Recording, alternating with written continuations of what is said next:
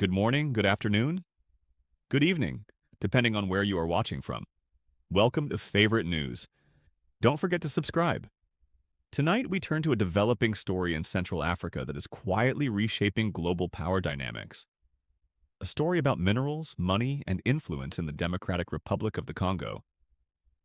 Rich in resources that power the modern world, from smartphones to electric vehicles, the Congo sits at the center of an intensifying geopolitical contest. But recent developments suggest that efforts by the United States to secure access to these critical minerals have suffered a significant setback. To understand the stakes, we begin with the minerals themselves. The Congo holds some of the world's largest reserves of cobalt, copper, and coltan, materials essential for batteries, renewable energy systems, and advanced electronics.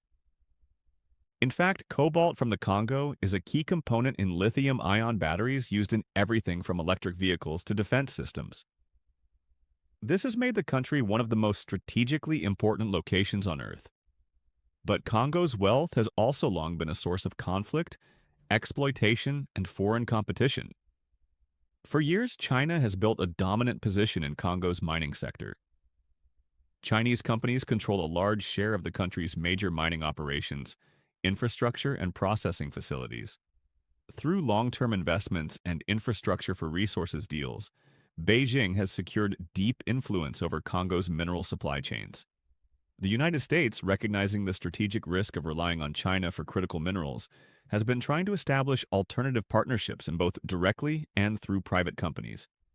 But those efforts are now facing serious challenges. So what exactly is this massive blow being reported? It's not a single dramatic event, no sudden collapse or cancellation, but rather a combination of setbacks that together are undermining U.S. ambitions.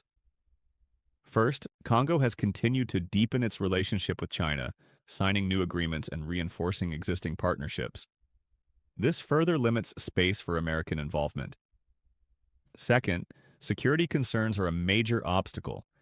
Eastern Congo remains highly unstable, with armed groups operating near key mining regions. These include rebel movements like the March 23 movement, which have seized territory and disrupted economic activity. For U.S. companies operating in such an environment presents serious risks, from attacks on infrastructure to supply chain disruptions. Beyond security, there is growing resistance within Congo itself. Some political leaders, civil society groups, and legal experts are questioning proposed agreements with the United States. Critics argue that these deals may not benefit the Congolese people and could violate national laws or sovereignty. There are also concerns about transparency: who profits, who decides, and whether local communities see any real gains. This internal pushback has slowed negotiations and added another layer of uncertainty to U.S. plans. Unlike China, which often operates through state-backed enterprises with fewer regulatory constraints, U.S. companies face stricter legal, environmental, and corporate governance standards. While these standards are designed to ensure ethical practices, they can also slow down deal-making in fast-moving and high-risk environments. Permits, compliance requirements, and financing structures all take time. And in the meantime, competitors can move faster.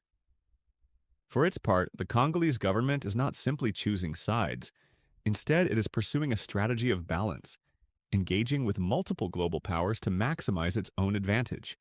By working with both China and the United States, Congo aims to increase investment, strengthen bargaining power, avoid overdependence on a single partner. This approach gives Congo leverage, but it also complicates efforts by any one country to dominate the sector. At its core, this story is about more than just minerals. It reflects a broader shift in global power, where access to resources is becoming as important as military strength or economic size. Critical minerals are the foundation of clean energy transitions, advanced manufacturing, national security technologies, and control over these resources can shape the future of entire industries. So where does this leave the United States? Despite the setbacks, efforts to secure mineral supply chains are continuing. Washington is likely to strengthen partnerships with allies, Invest in alternative sources, support more stable mining regions. At the same time, Congo will remain a key player in a contested one. The outcome is far from decided. For now, what's clear is this.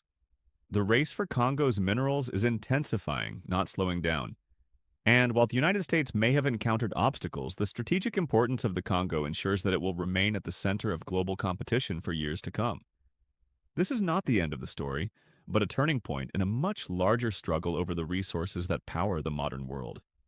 Stay with us for more updates as this situation continues to unfold.